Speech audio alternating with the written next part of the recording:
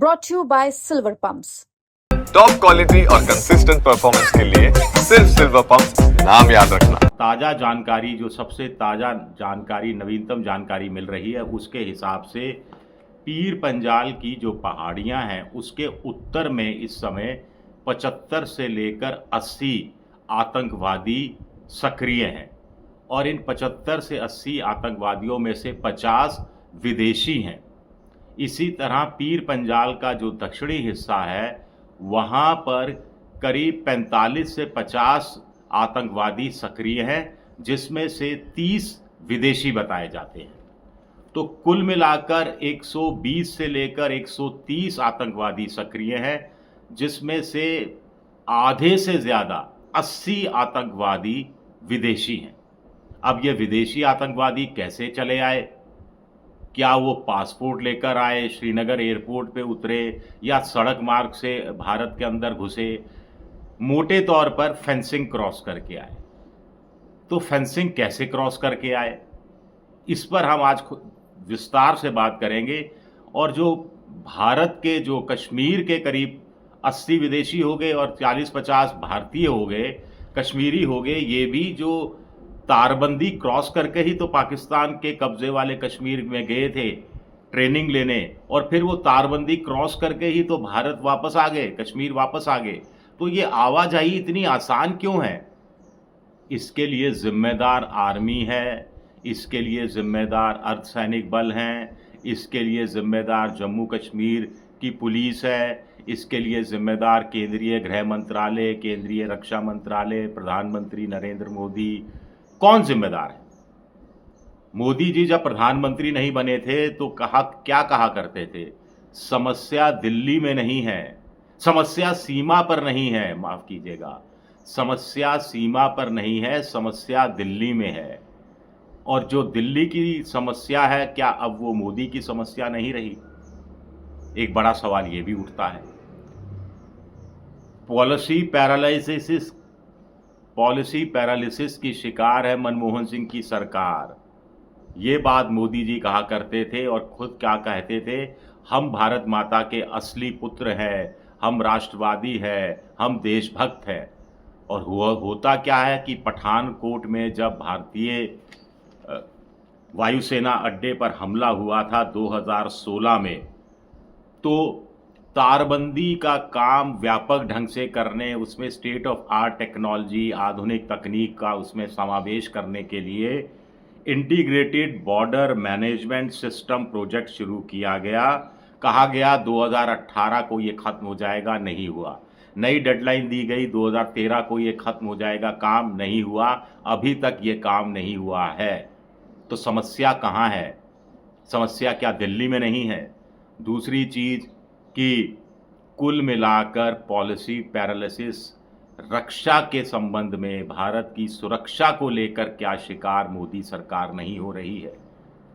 एक और वजह है, जो तारबंदी को क्रॉस करके, क्योंकि आप तारबंदी पर आतंकवादियों को रोक देंगे, घुसने नहीं देंगे भारत में। तारबंदी क्यों लगाई गई है? 700-750 किलोमीटर जो बॉर्डर है, जो LOC है, उस पर कि आतंकवादी भारत में घुस नहीं पाए।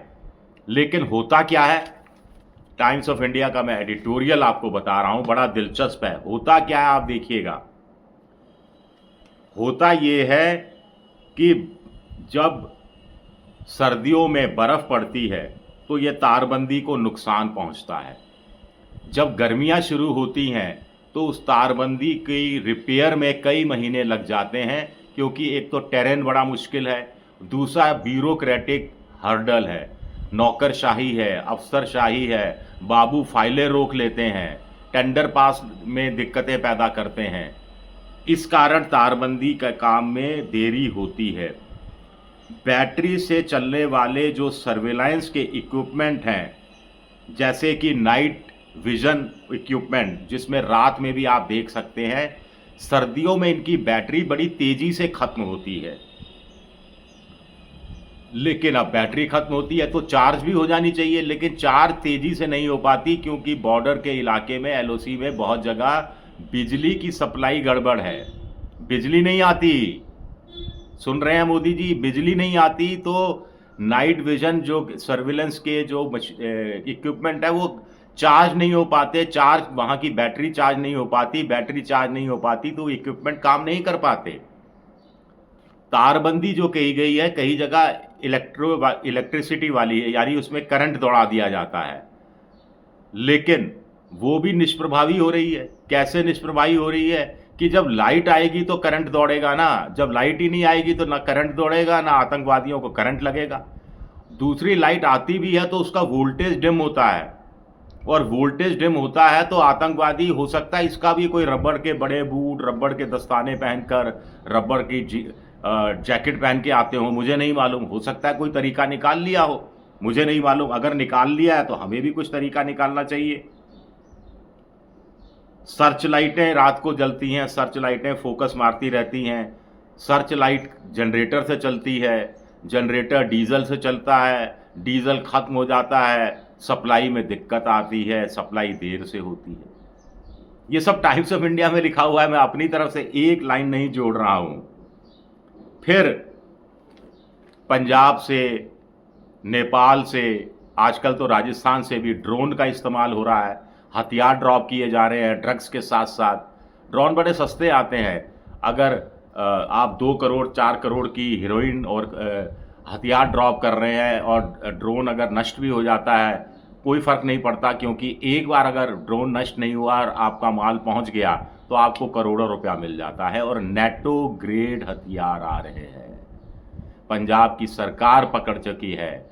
आप कहेंगे ये नेटो ग्रेड हथियार क्या हैं जो भारत के आतंकवादी इस्तेमाल कर रहे हैं? आधुनिक हथियार, ये made for army only, made for NATO army only, NATO, North Atlantic Treaty Organization, जिसमें अमेरिका समेत दुनिया के करीब 28 अमीर देश शामिल हैं, और उनके हथियार ड्रोन के ज़रिए सप्लाई हो रहे हैं। अफ़गानिस्तान छोड़कर भागा अमेरिका तो बहुत सारे आधुनिक A ग्रेड के हथियार छोड़ गया, जिसको अफ़गानिस्तान के तालिबान बेच देते हैं आतंकवादियों को औने पौने दाम पर, और वो भारत पहुंच रहे हैं। इसके अलावा अब बड़ी बात है, इस मेरे ये जो मैंने बनाया है वीडियो, इसका मतलब कतई नहीं है कि जो पहलगाम में जो सुरक्षा में चूक हुई उस पर हम डिस्कस नहीं करें और इन चीज़ों पर डिस्कस करने बैठ जाएं, तारबंदी वगैरह पे। रॉ के पूर्व चीफ AS दुल्लत ने तो कहा कि साहब वो फोल्डेड सीढ़ी लेकर आते हैं, तारबंदी के उधर फोल्डिंग सीढ़ी को लंबा करते हैं और छलांग लगा जाते हैं, सीढ़ी चढ़ के इधर आ जाते हैं। जो सुरक्षा की चूक हुई है, भारी इंटेलिजेंस की, खुफिया विभाग की चूक हुई है, उसके लिए बाकायदा जवाबदेही होनी चाहिए, जिम्मेदारी तय होनी चाहिए और एक्शन होना चाहिए, और इस्तीफे हों तो इस्तीफे होने चाहिए।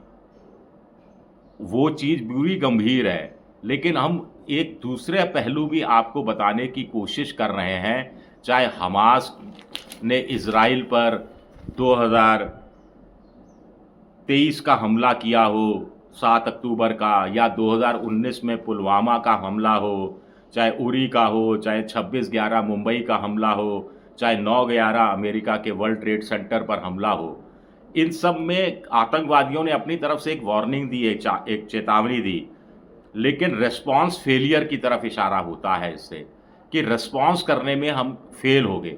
इजराइल भी फेल हो गया, अमेरिका भी फेल हो गया, और भारत तो कई कई बार फेल हुआ।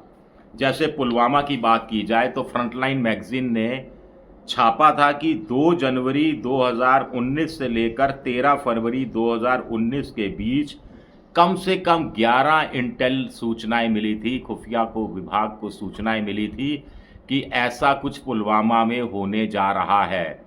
14 फरवरी को ये हादसा हुआ था जिसमें BSF के 38 या 40 जवान शहीद हो गए थे।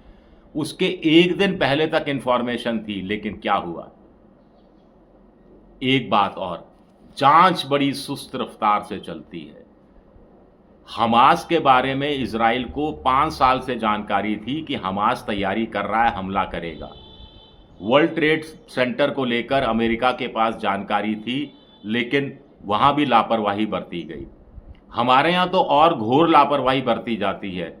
पुलवामा में 350 किलो का आरडीएक्स या 400 किलो 200 किलो जो भी है कहाँ से आया, कौन लाया, किस रास्ते से आया, क्या हुआ, अभी तक जांच ही नहीं हुई है। ये 2019 की बात है, अब 2025 का मई चल रहा है और जिसने सवाल उठाया वो देशद्रोही, जिसने कहा पुलवामा में आरडीएक्स की जांच करो, वो मारुति कार जिसमें आरडीएक्स रखी थी वो किसकी थी, वो क्यों 3 दिन तक यूं ही बेरोक-टोक घूमती रही, वहाँ के राज्यपाल मलिक ने भी ये सवाल उठाया, वो पाकिस्तानी एजेंट, वो भारत माता का दुश्मन।